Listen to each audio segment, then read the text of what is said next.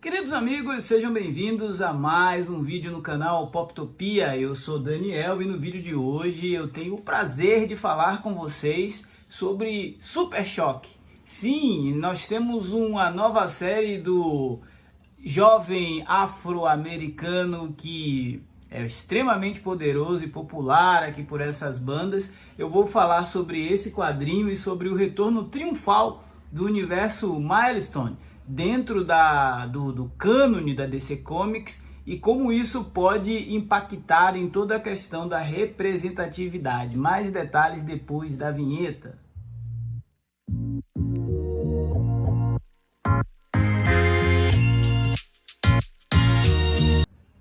Caso você não esteja familiarizado, na década de 90, acho que naquele movimento do boom, onde também surgiu a Image e vários estúdios de quadrinhos independentes, alguns artistas negros, entre eles Reginaldo Hudlin, resolveu criar um selo para criar e desenvolver personagens afro-americanos. Esse selo se chamou Milestone Media e depois de um tempo eles foram integrados ao universo DC Comics.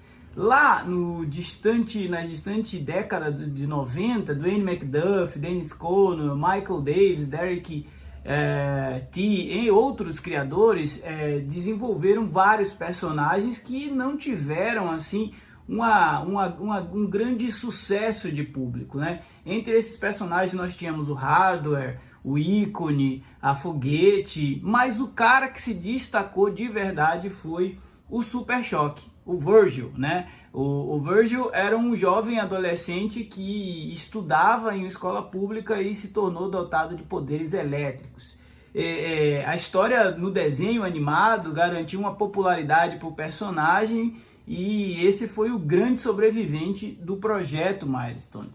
Esse projeto tinha uma proposta de garantir representatividade e mais espaço para personagens negros dentro do contexto do quadrinho lá nos Estados Unidos.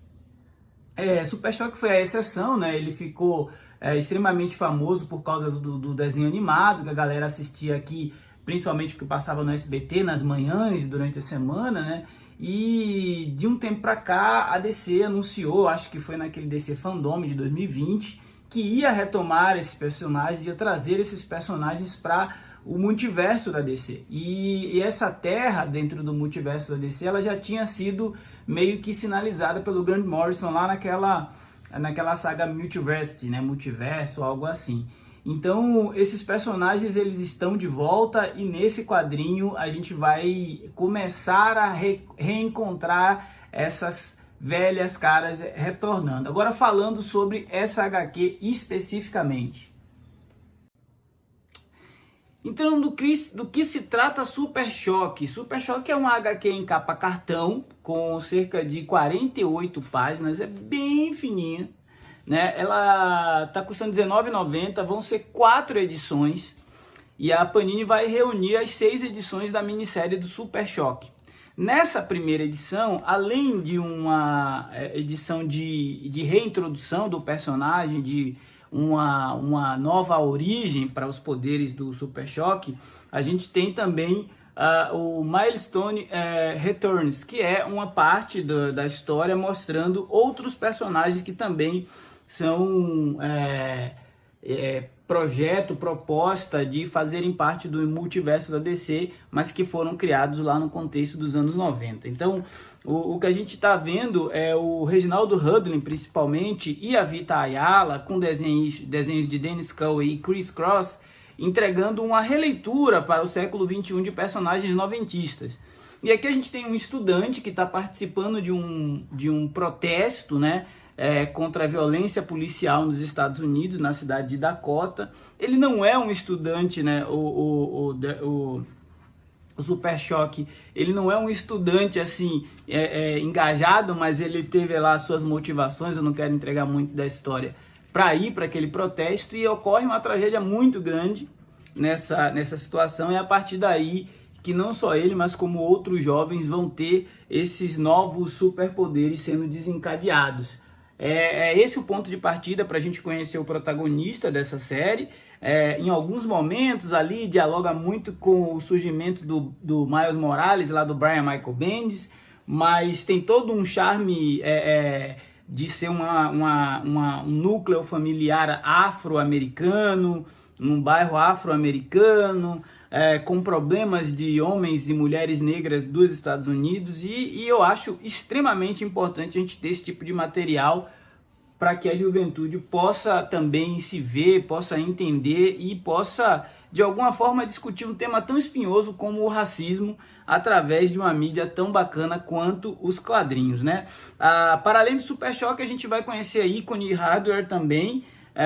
Acredito que nas próximas edições a gente deve ter mais algumas páginas apresentando esses outros coadjuvantes.